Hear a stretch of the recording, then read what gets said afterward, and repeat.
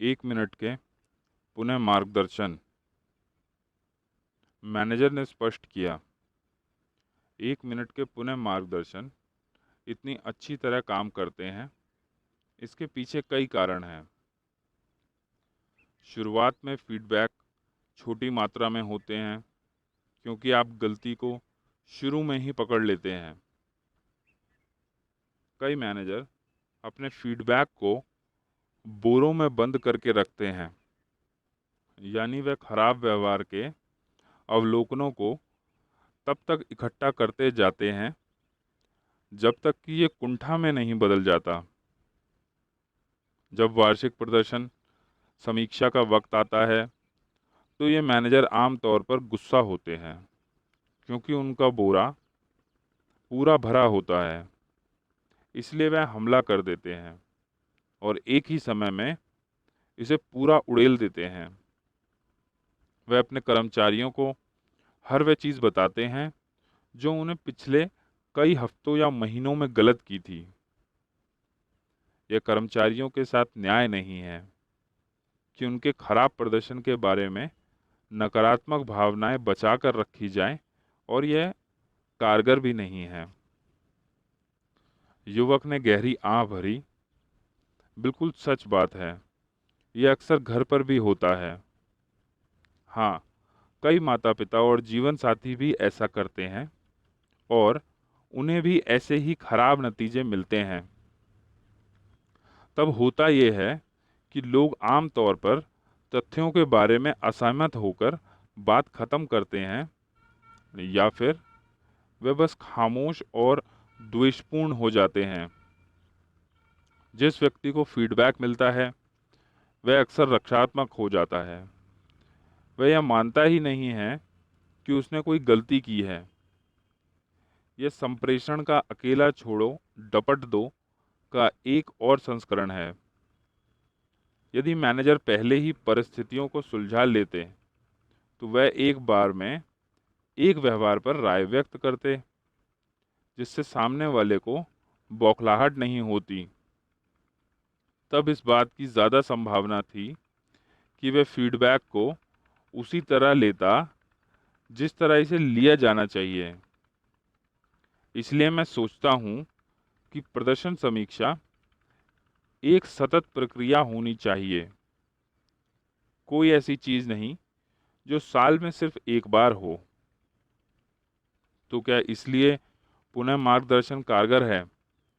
क्योंकि मैनेजर एक बार में एक व्यवहार के साथ निष्पक्षता और स्पष्टता से पेश आते हैं, ताकि फीडबैक ले रहा व्यक्ति इसे सुन सके। हाँ, आप बुरे व्यवहार से छुटकारा पाना चाहते हैं, लेकिन अच्छे इंसान को रखना चाहते हैं। इसलिए आप गलती करने पर उस व्यक्ति की व्यक्तित्व पर हमला नहीं करते हैं। क्या इसलिए आप पुनः मार्गदर्शन के दूसरे हिस्से में लोगों की तारीफ करने की याद रखते हैं? हाँ, लक्ष्य लोगों को नीचे गिराना नहीं है, बल्कि उन्हें बनाकर ऊपर उठाना है।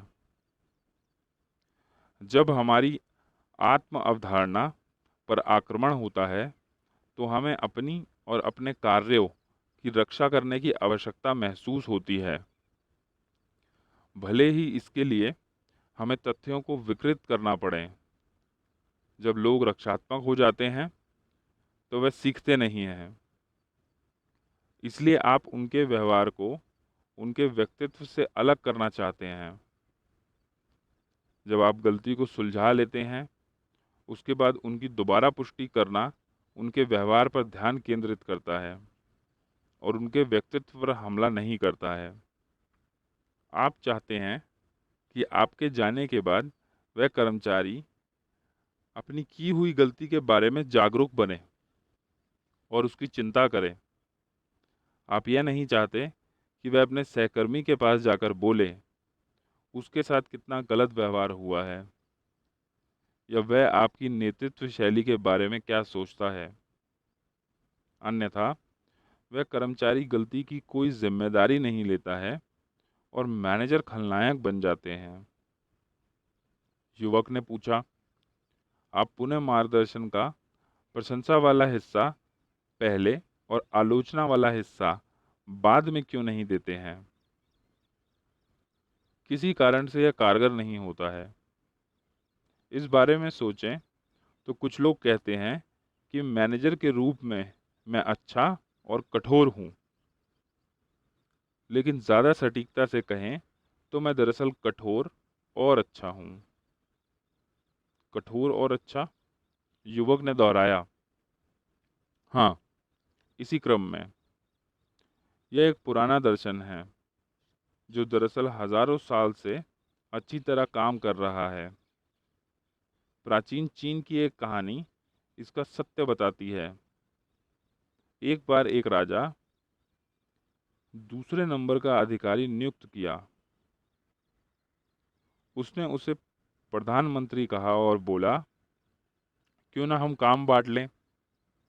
तुम सारी सजा देना और मैं सारे पुरस्कार दूंगा।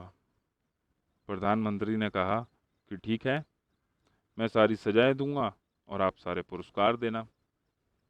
मैं सोचता हूँ कि मुझे यह कहानी पसंद आ जाएगी। युवक ने कहा, आपको ज़रूर आएगी। मैनेजर ने जानकर मुस्कान के साथ कहा। इस राजा ने जल्दी ही गौर किया कि जब भी वह किसी से कोई काम करने को कहता था तो उसका मन होने पर वह उसे कर देता था, लेकिन कई बार नहीं भी करता था। लेकिन जब प्रधानमंत्री बोलता था तो लोग हमेशा काम कर देते थे। यह देखने के बाद राजा ने प्रधानमंत्री को दोबारा बुलाया और कहा, क्यों ना हम कामों का बंटवारा दोबारा कर लें? आप काफ़ी समय से यहाँ सारी सजाएं देने का काम कर रहे हैं। अब मुझे सजा देने दें और आप पुरस्कार दें। इसके बाद प्रधानमंत्री और राजा ने भूमिकाएं बदल ली। 1 महीने में ही विद्रोह हो गया। राजा भला आदमी था जो हर एक को पुरस्कार देता था और हर एक के प्रति दयालु था, लेकिन अचानक उसने लोगों को सजा देना शुरू कर दिया। लोगों ने कहा, ये बुड्ढा सठिया गया है, और उन्होंने उसे गद्दी से उतार दिया। जब उन्होंने दूसरे राजा की तलाश करी तो वह बोले, जानते हो अब दरअसल कौन सही होने लगा है? प्रधानमंत्री। तो उन्होंने प्रधानमंत्री को ही राजा बना दिया। क्या ये सच्ची कहानी है? युवक ने पूछा। किसे पता है, मैनेजर ने हंसते हुए कहा, गंभीरता से। उन्होंने आगे कहा, मैं बस इतना जानता हूं, अगर आप व्यवहार में पहले कठोर रहते हैं और फिर बाद में व्यक्ति का समर्थन करते हैं तो यह ज़्यादा कारगर होता है। क्या आपके पास आधुनिक युग के उदाहरण है जहां 1 मिनट का पुनः मार्गदर्शन काम करता है? शायद कारोबारी जगत के बाहर। निश्चित रूप से। पूरे अमेरिका का खेल कोच अपने खिलाड़ियों के प्रदर्शन को बेहतर बनाने के लिए पुनः मार्गदर्शन जैसे ही तरीकों का इस्तेमाल करते हैं। मिसाल के तौर पर, एक मशहूर कॉलेज बास्केटबॉल कोच ने मुझे बताया कि वे चैंपियनशिप टीम बनाने के लिए इसका इस्तेमाल करते हैं। वह कैसे? उन्होंने मुझे एक बार के बारे में बताया जब उनका सबसे अच्छा खिलाड़ी एक महत्वपूर्ण मैच में इतना खराब खेल रहा था कि अगर उसका खेल तुरंत नहीं सुधरता तो टीम शायद हार जाती।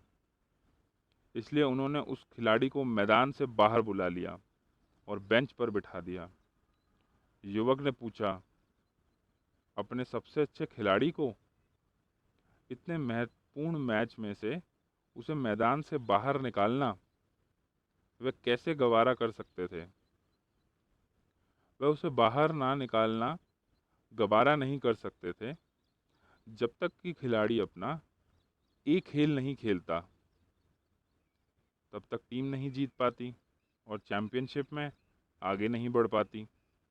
जब वह खिलाड़ी बेंच पर बैठा था तो इस कोच ने उसे सटीकता से बताया कि वह क्या गलत कर रहा था। कोच ने कहा कि तुम आसान शॉट चूक रहे हो, रिबाउंड नहीं पकड़ रहे हो और सुरक्षा में आलस कर रहे हो। मैं तुमसे नाराज़ हूँ क्योंकि तुम्हें देखकर तो लगता है जैसे तुम कोशिश ही नहीं कर रहे हो।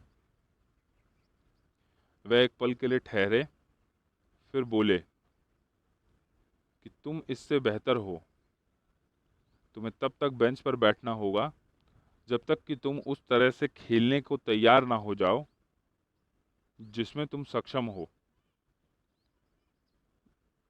यह बहुत लंबा समय लगा। जब खिलाड़ी उठकर खड़ा हुआ और कोच के पास जाकर बोला कि मैं अंदर जाने को तैयार हूं कोच। कोच ने प्रतिक्रिया करी कि अंदर जाओ और मुझे दिखा दो कि तुम क्या कर सकते हो। जब खिलाड़ी वापस मैदान में पहुंचा तो वह पूरे मैदान में दौड़ रहा था, गेंदों को झपटने के लिए गोता लगा रहा था, रिबाउंड लपक रहा था और सटीक शॉट मार रहा था। उसके प्रयासों की बदौलत बाकी की टीम का खेल भी बेहतर बन गया और वह मैच जीत गए। युवक ने कहा, तो बुनियादी तौर पर कोच ने 3 चीज़ें की जिनके बारे में जॉन लेवी ने मुझे पहले बताया था।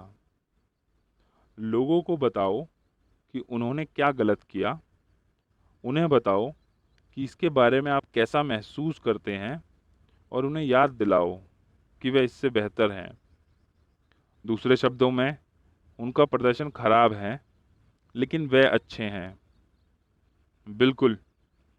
देखिए, जब आप लोगों का नेतृत्व कर रहे हो तो यह याद रखना बहुत महत्वपूर्ण है कि व्यवहार और योग्यता एक ही चीज़ नहीं है। योग्य तो वह व्यक्ति है जो अपने खुद के व्यवहार का प्रबंधन कर रहा है। यह हम पर भी उतना ही लागू होता है जब हम अपने खुद के व्यवहार का प्रबंधन करते हैं। वास्तव में, अगर आप इसका एहसास कर लें, मैनेजर ने कहा, जब वह अपने कंप्यूटर पर एक और स्क्रीन लाए तो आप सफल पुनः मार्गदर्शन प्रदान करने की कुंजी को सचमुच जान जाएंगे।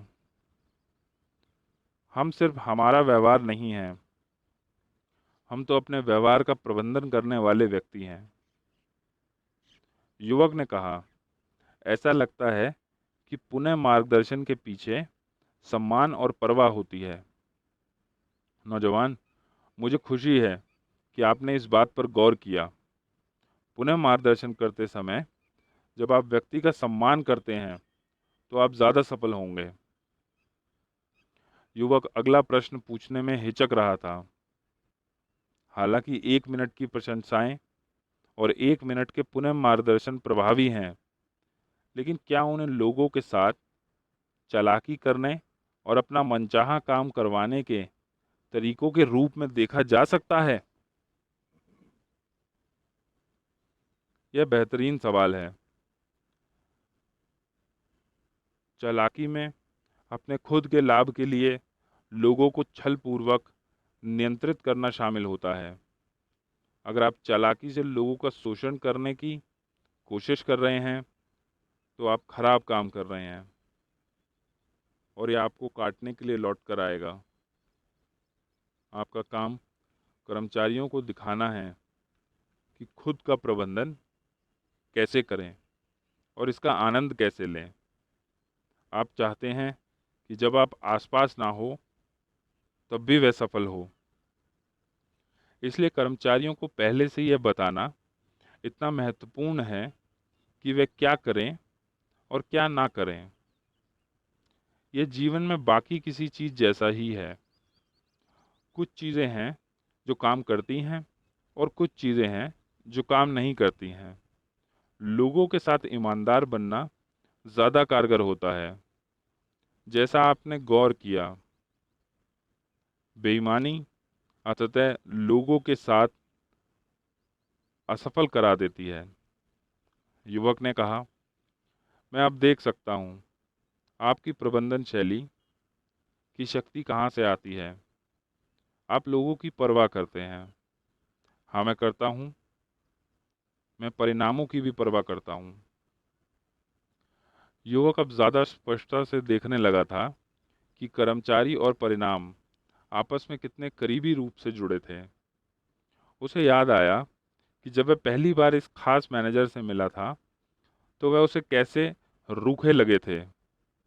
ऐसा लग रहा था मानो मैनेजर ने उसके दिल की बात पढ़ ली थी। उन्होंने कहा, कई बार आपको इतनी परवाह करनी पड़ती है कि आप कठोर हो जाएं, यानी खराब प्रदर्शन पर कठोर, व्यक्ति पर नहीं। जैसा आप बेशक जानते हैं, गलतियां करना समस्या नहीं है। असली समस्या तो उनसे नहीं सीखने से उत्पन्न होती है। युवक ने पूछा, जब आपके पुनः मार्गदर्शन के बाद भी कोई व्यक्ति वैसी ही गलतियां करता रहता है तो क्या होता है? देखिए, मैं आपसे पूछना चाहता हूं, आपको क्या लगता है, ऐसा होने पर कोई मैनेजर कैसा महसूस करेगा? शायद दुखी, चिढ़ा हुआ और नाराज भी। हाँ, तब आपको थोड़ा दूर हटने और स्थिति को शांति से देखने की ज़रूरत है, ताकि अपनी भावनाओं की वजह से आप गलती ना कर बैठें। 1 मिनट के पुनः मार्गदर्शन का इरादा सीखने में लोगों की मदद करना है, लेकिन जब कोई कर्मचारी कुछ सीख चुका है और उसने दिखा दिया है कि वह इसे कर सकता है, लेकिन उसमें नहीं करूँगा वाला नज़रिया है, तो आपको संगठन को आने वाली लागत को देखने की ज़रूरत है, और यह भी, क्या आप ऐसे व्यक्ति को अपनी टीम में रखना गवारा कर सकते हैं? यह बात युवक को समझदारी भरी लगी। अब तक वह नए 1 मिनट मैनेजर को पसंद करने लगा था। जान गया था कि लोग वहां काम करते वक्त क्यों खुश रहते हैं। वे मैनेजर के लिए नहीं, बल्कि उनके साथ काम करते हैं। युवक ने कहा, शायद आपको यह रोचक लगेगा। मैंने ये खुद को याद दिलाने के लिए लिखा था कि लक्ष्य और परिणाम कैसे जुड़े हुए हैं, तथा 1 मिनट के लक्ष्य, प्रशंसाएं और पूर्ण मार्गदर्शन मिलकर कैसे काम करते हैं। उसने मैनेजर को अपने लिखे हुए नोट्स में से एक पन्ना दिखाया। लक्ष्य व्यवहार शुरू करते हैं, परिणाम भावी व्यवहार को प्रभावित करते हैं। यह अच्छा है, मैनेजर ने कहा। क्या आप ऐसा सोचते हैं? युवक ने पूछा, और वह प्रशंसा को दोबारा सुनना चाहता था। देखो नौजवान, मैनेजर ने हल्के फुल्के अंदाज में कहा, इंसानी टेप रिकॉर्डर बनना जीवन में मेरी भूमिका नहीं है। मेरे पास खुद को दोहराने का समय नहीं है। जब युवक सोच रहा था कि उसकी दोबारा प्रशंसा हो सकती है, तब उसे महसूस हुआ जैसे 1 मिनट का पुनः मार्गदर्शन मिलने वाला है। लेकिन प्रतिभाशाली युवक ने अपने चेहरे को संयत रखा और बस इतना ही पूछा, क्या? उन्होंने एक पल के लिए एक दूसरे को देखा और फिर दोनों ही हंसने लगे। मैं तुम्हें पसंद करता हूँ नौजवान, मैनेजर ने कहा। तुम यहाँ काम करना पसंद करोगे? युवक आश्चर्य में घूरने लगा। उसने उत्साह से पूछा, आपका मतलब है आपके लिए काम करना? नहीं, मेरा मतलब है खुद के लिए काम करना, हमारी टीम के बाकी लोगों की तरह। दरअसल मैं नहीं मानता कि कोई कभी किसी दूसरे के लिए काम करता है। दिल की गहराई में लोग खुद के लिए काम करना पसंद करते हैं। हमारी टीम के लोग साझेदार के रूप में काम करते हैं और हम मिलकर बेहतर बनने के तरीके खोजते हैं। मैं उनके काम को बेहतर बनाने में मदद करने की पूरी कोशिश करता हूँ, और इस प्रक्रिया में हम सभी अपने काम और जीवन का ज़्यादा आनंद लेते हैं। हम अपने संगठन के लिए भी बहुत लाभकारी बनते हैं। जाहिर है, यही वह था जिसकी युवक को जानने की कब से तलाश थी। उसने कहा, मैं यहाँ काम करना बहुत पसंद करूँगा। उसने ऐसा ही किया। समय के साथ वह इतने नवाचारी मैनेजर के साथ काम करके बहुत लाभान्वित हुआ। अतः जो होना था हो गया।